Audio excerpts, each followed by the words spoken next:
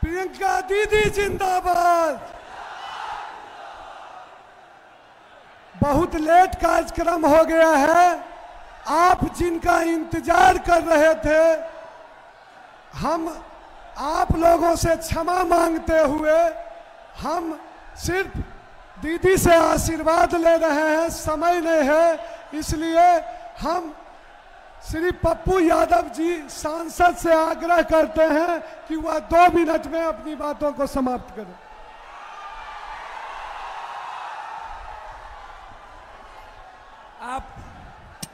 आप सब, हम लोग, मेरे लिए आप सब भगवान हैं।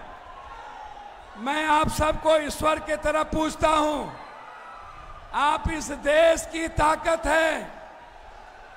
आप भारत के भाग विधाता हैं।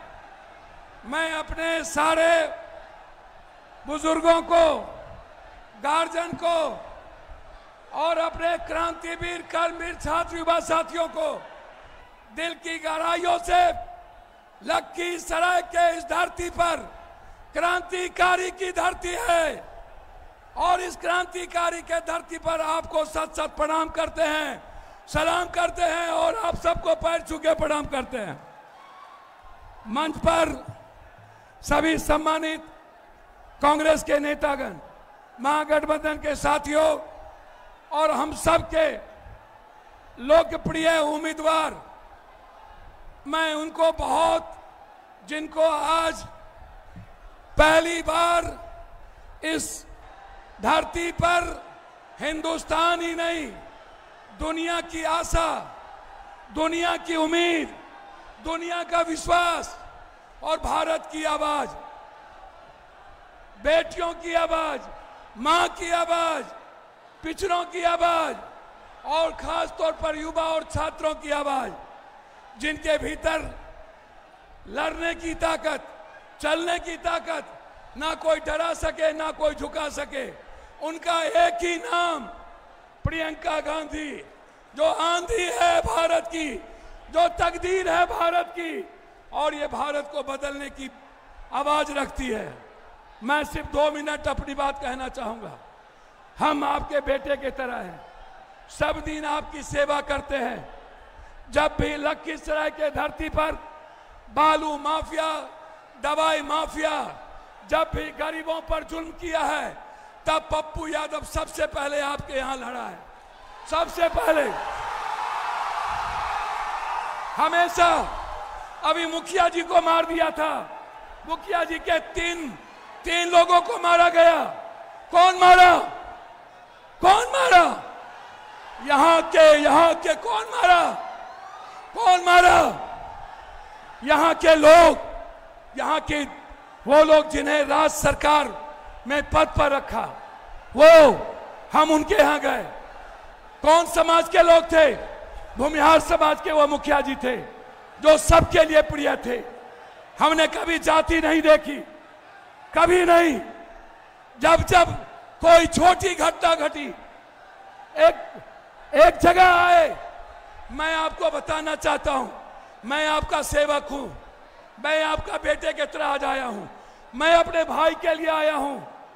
मैं वादा करता हूं आपको, मैंने पहले भी कहा था, ये भाई है मेरा, ये मेरा भाई है, हाँ, ये मेरा भाई है, ये मूलधन है और हम सूद ब्याज है।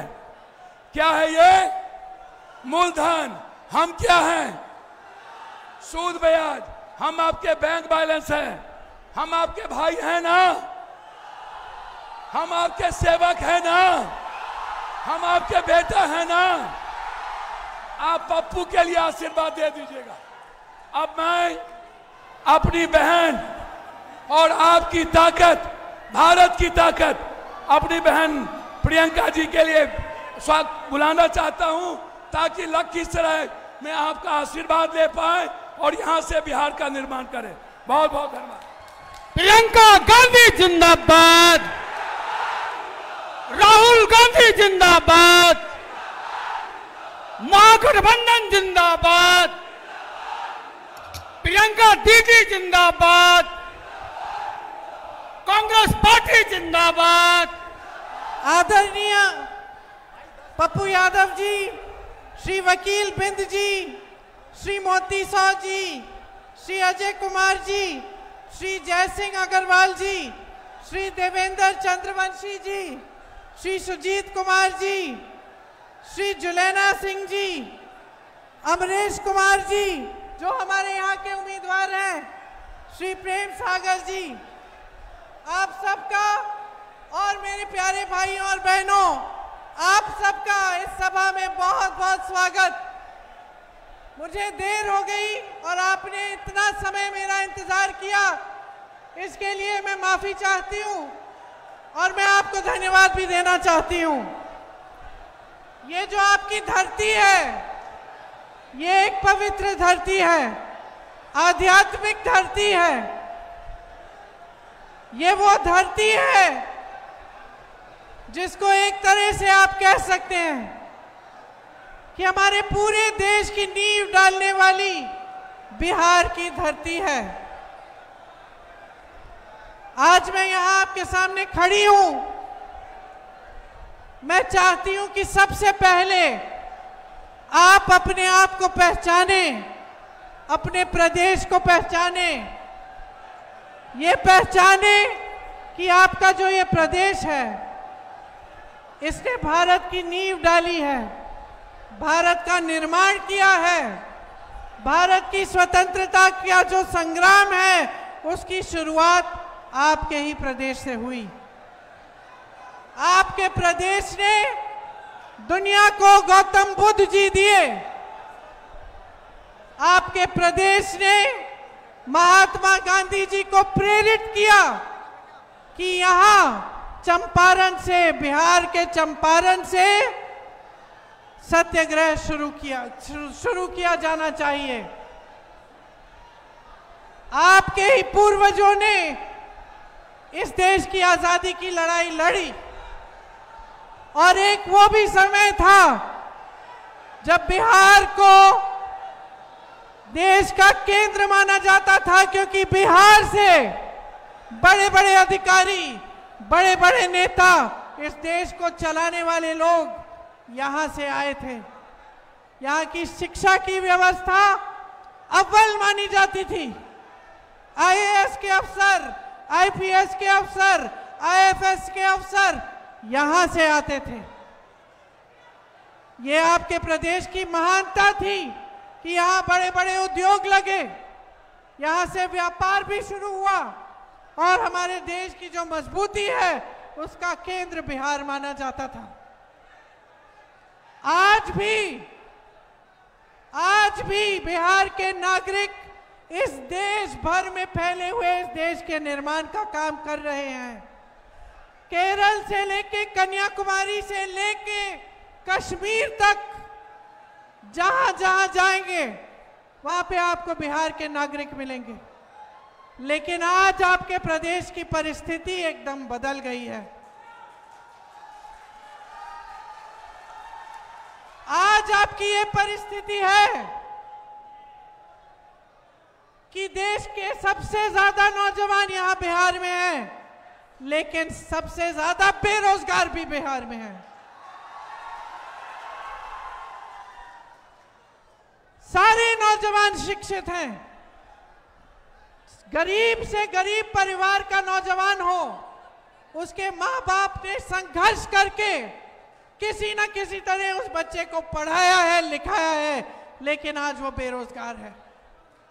आज आपके प्रदेश की परिस्थिति ये है कि शिक्षा की संस्थानें नई नई बन नहीं रही हैं, कि शिक्षा की व्यवस्था ठप है।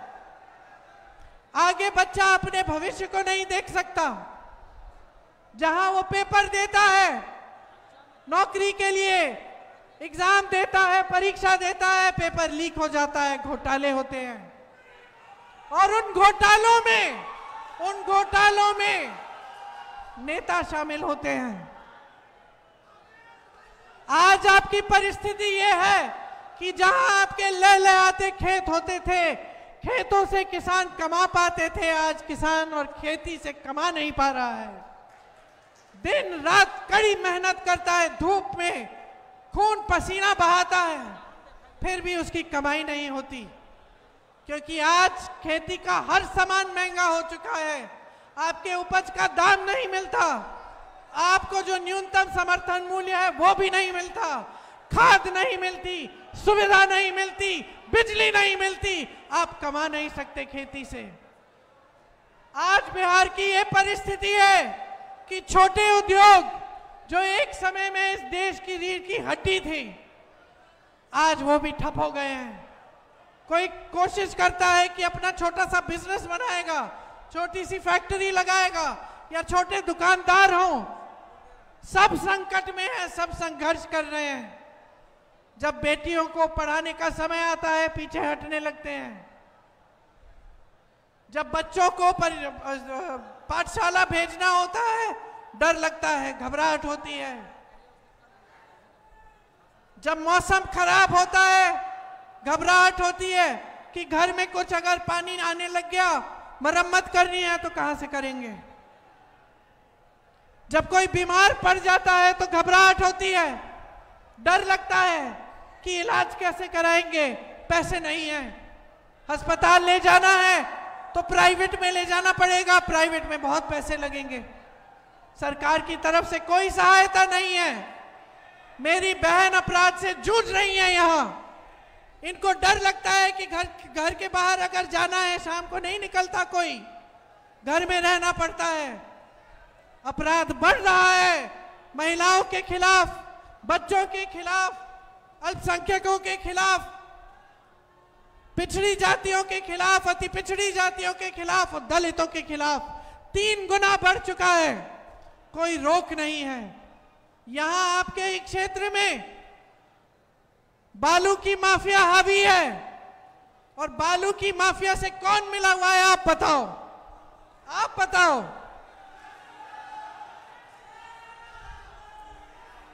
यहां से उप मुख्यमंत्री जी चुनाव लड़ रहे हैं, क्या किया है इन्होंने आपके लिए? आपको रोजगार दिया, आपको शिक्षा दी, आपको किसानों, यहाँ के किसानों की सहायता की, बाढ़ आती है तो सहायता मिलती है आपको, सिर्फ बालू बटोरने में व्यस्त है सारे।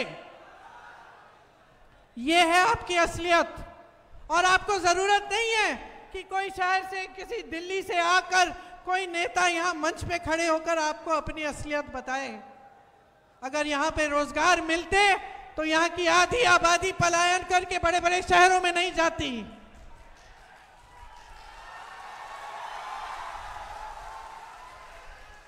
जहां जहां मैं जाती हूं दिल्ली में, अगर कोई मजदूरी का काम है या कोई और काम मैं देखती हूं कौन कर रहा है, और जब मुझे दिखता है कि अच्छा काम हो रहा है, मैं पूछती हूं कहां के हो भाई, जवाब क्या मिलता है आप बताओ।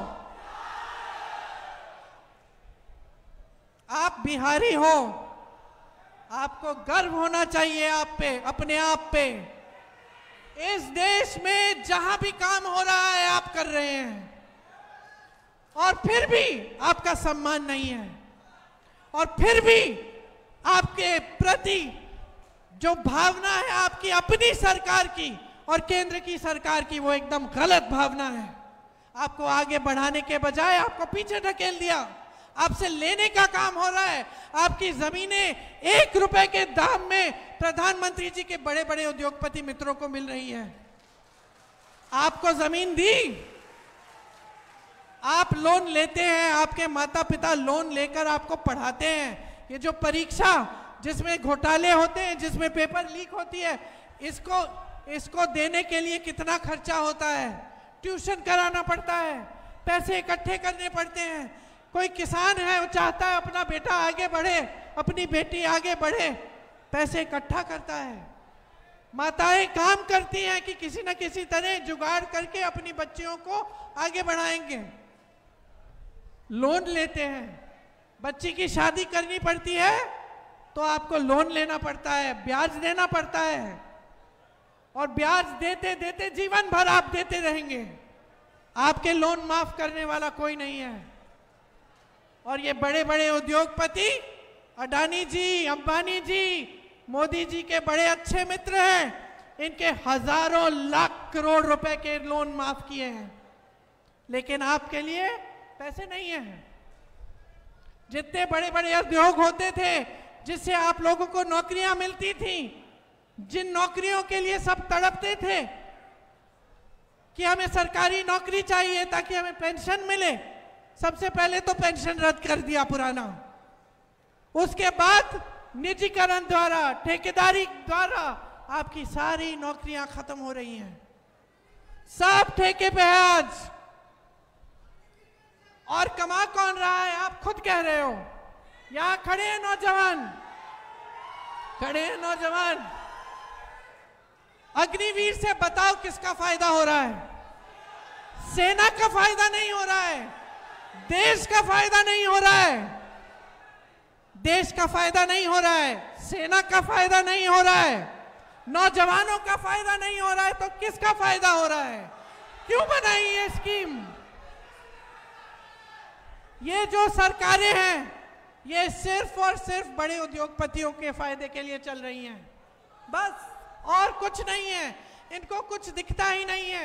मोदी जी जब पूछो कहीं किसी देश में भ्रमण कर रहे हैं या फिर अपने अपमानों की गिनती गिना रहे हैं कि मुझे इसने अपमानित किया, उसने मुझे गाली दी, ऐसा कहा वैसा कहा। अरे भैया रोना बंद कीजिए, आप प्रधानमंत्री हैं, इस देश के प्रधानमंत्री हैं। देश रो रहा है, नौजवान रो रहे हैं, नौकरी मांग रहे हैं, रोजगार मांग रहे हैं, शिक्षा मांग रहे हैं, किसान मदद मांग रहे हैं, और आप अपना रोना धोना कर रहे हैं। और ताज्जुब की बात है, ताज्जुब की बात है मेरे भाइयों और बहनों, कि जैसे आपकी सुनवाई नहीं है आज के दिन, वैसे आपके जो मुख्यमंत्री हैं उनकी भी सुनवाई नहीं है। आज जो मुख्यमंत्री जी हैं उनकी केंद्र में कोई सुनवाई नहीं है। सरकार चल रही है, सिंगल इंजन से चल रही है, कोई डबल इंजन नहीं है, और ये सिंगल इंजन मोदी जी चला रहे हैं। जो निर्णय बिहार की जनता के हैं, जो संपत्ति बिहार की जनता की है, जो निर्णय बिहार के मुख्यमंत्री जी को लेने चाहिए, वो सब केंद्र में लिए जा रहे हैं, दिल्ली में लिए जा रहे हैं। आज बिहार की असलियत ये है मेरे भाइयों और बहनों।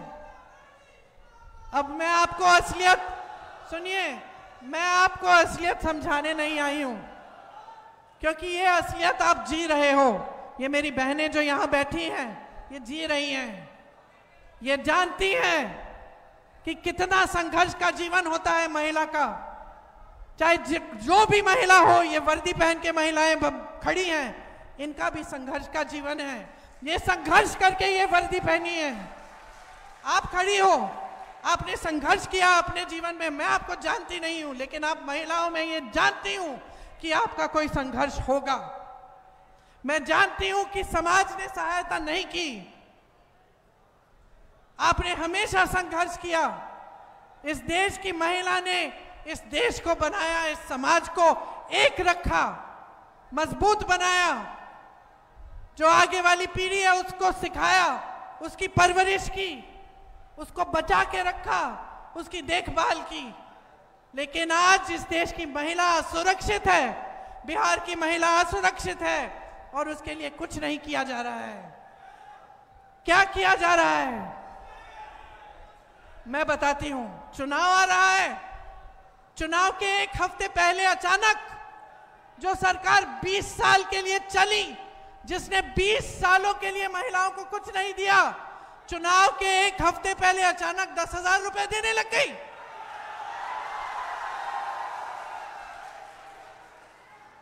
समझे नहीं है ये? क्योंकि महिलाएं जो है ना बहुत समझदार होती है बहन, होती है कि नहीं? बहुत समझदार होती हैं। सबसे ज्यादा विवेक महिलाओं में है। जानती हैं कि 20 सालों से कुछ नहीं किया, मैं तो 20 सालों से संघर्ष कर रही हूं, आज चुनाव आ रहा है तो मुझे 10,000 रुपए दे रही हो, दे रहे हैं। महिला समझती है कि ये क्या है, ये राजनीतिक घूस है और कुछ नहीं है। चुनाव के बाद आपको 10,000 रुपए मिलेंगे या नहीं, इसका कोई भरोसा नहीं है। इसीलिए मेरी बहनों, ले लो ये 10,000, जो भी दे रहे ले लो, लेकिन इनको अपना वोट मत दो। और वही बात मैं आपको कह रही हूं, इस देश के नौजवान यहां मेरे सामने खड़े हैं, बिहार के नौजवान जिन्होंने इस देश को बनाया, जो आज बेरोजगार हैं। आपको 20 सालों में रोजगार नहीं मिला, इनकी बातों में मत पड़ो, अब नहीं मिलने वाला। अब अगर रोजगार मिलने वाला है तो महागठबंधन की सरकार से मिलेगा। अगर आपको कोई भी सुविधा सहायता मिलने वाली है बिहार के किसानों को, बिहार के नौजवानों को, बिहार की महिलाओं को, तो महागठबंधन की सरकार से मिलेंगी। जो संघर्ष महात्मा गांधी जी ने किया समानता के लिए, अधिकारों के लिए, इस देश के संविधान के लिए, आज भी हम सब वो संघर्ष कर रहे हैं। आज भी वही परिस्थिति हमारे सामने है। पहले अंग्रेजी साम्राज्य था, अब मोदी जी का राज है, जिसमें अगर आवाज उठाओगे तो पीटे जाओगे, अगर सवाल करोगे तो मारे जाओगे, अगर संघर्ष करोगे तो तुम्हारी सुनवाई नहीं होगी। अगर बहुत सारे पैसे वाले होंगे, अगर बड़े बड़े उद्योगपति होंगे, तो तुम्हारी पूरी सुनवाई हो जाएगी। यह है मोदी जी की सरकार। और इस सच्चाई को आज इस देश की जनता समझ चुकी है, बिहार की जनता समझ चुकी है। महागठबंधन कह रहा है, हम लोग कह रहे हैं कि हम आपके लिए कई स्कीमें लाना चाहते हैं। पहली ये है कि 25 लाख का इलाज आपको मुफ्त में मिलेगा, चाहे हार्ट का, कैंसर का, कोई भी बड़ी बीमारी हो, आपको 25 लाख तक मुफ्त का इलाज मिलेगा। बहनों, आपके लिए 2500 रुपए हर महीने मिलेंगे। चुनाव के समय नहीं, चुनाव के बाद से शुरू होगा, जब हमारी सरकार बनेगी, और जब तक हमारी सरकार रहेगी तब तक आपको मिलेगा। गरीब परिवारों को जमीन मिलेगी, घर मिलेगा, और वो जमीन महिलाओं के नाम की जाएगी। नौजवानों, जब आप परीक्षाएं देते हैं तो जो फॉर्म है उसकी फीस मुफ्त में होगी, आप फिर फीस रद्द हो जाएगी। परीक्षा केंद्र में आने जाने का खर्चा मुफ्त का होगा। एजुकेशन सिटियां बनेंगी और इंडस्ट्रियल क्लस्टर बनेंगी 2000 एकड़ में। हर परिवार जिसके पास, जो ऐसा परिवार है जिसमें किसी का रोजगार नहीं है, हर परिवार को एक रोजगार दिया जाएगा। अगर आप अपना छोटा व्यापार शुरू करना चाहते हैं, बिजनेस शुरू करना चाहते हैं, तो सरकार आपको 2 लाख रुपए देगी ताकि आपकी शुरुआत हो पाए, आप अपने पैरों पे खड़े हो पाए। आपकी जो डिग्री है, जो 3 साल की डिग्री आज 5-6 सालों में आपको मिलती है, वो आपको 3 सालों में ही मिलेगी। बहनों के लिए 500 रुपए का सिलेंडर होगा, और जो जीविका दीदी हैं उनके लिए 30,000 रुपए प्रति माह मिलेंगे, और उनकी नौकरियां पक्की की जाएंगी। यहां कोई शिक्षा की व्यवस्था नहीं है। मैंने देखा, सुना है मैंने, हर अनुमंडल में महिला कॉलेज बनवाएंगे हम, अगर हमारी सरकार आएगी। विधवाओं के लिए 1500 रुपए का पेंशन, जो हर वर्ष 200 रुपए बढ़ाया जाएगा। और जो माई बहन की मान योजना है, उसके तहत जैसे मैंने कहा, आपको 2500 रुपए हर महीने महिलाओं को मिलेंगे।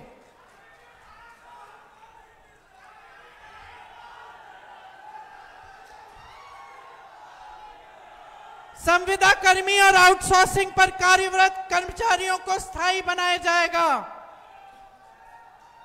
और मैंने पेंशन की बात की, पुराना पेंशन लागू होगा बिहार में।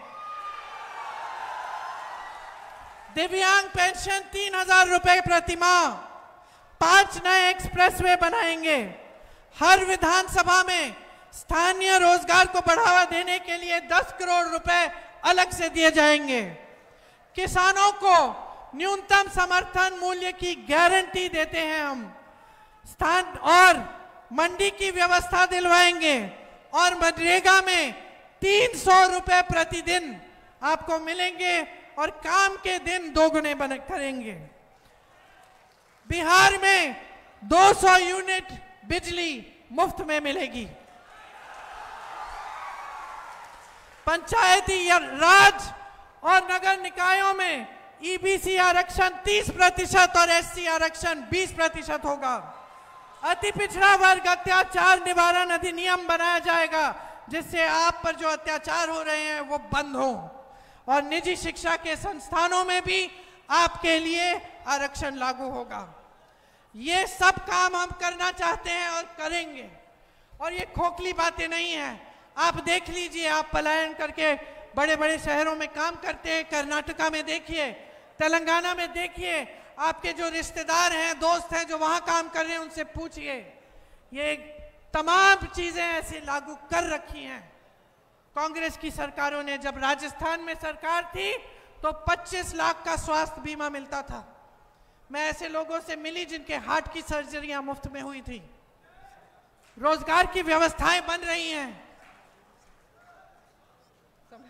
आगे बढ़ रहा है वो प्रदेश जहां कांग्रेस की सरकार है, जहां गठबंधन की सरकारें हैं, महागठबंधन की सरकारें हैं। इसलिए यहां पे आप महागठबंधन की सरकार बनाइए, अपने जीवन और अपने भविष्य को बदल डालिए। बहुत हो गया है, बहुत हो गया है। आपने बहुत बातें सुनी है बड़े बड़े नेताओं की, आपने बहुत वादे सुन लिए, सब कुछ देख लिया। अब बदलाव का समय है। बदलाव लाओ, अपना भविष्य मजबूत बनाओ। कांग्रेस के 2 उम्मीदवार आपके सामने खड़े हैं। महागठबंधन के उम्मीदवार हैं विनोद चौधरी जी सिकंदरा विधानसभा के, और अमरेश कुमार जी आपकी विधानसभा के लखीसराय से। आप इनको भारी से भारी बहुमत से जिताइए, महागठबंधन की सरकार लाइए। एक बार जोर से मेरे साथ बोलिए, बिहार की धरती की, बिहार की धरती की, बिहार की धरती की जय हिंद।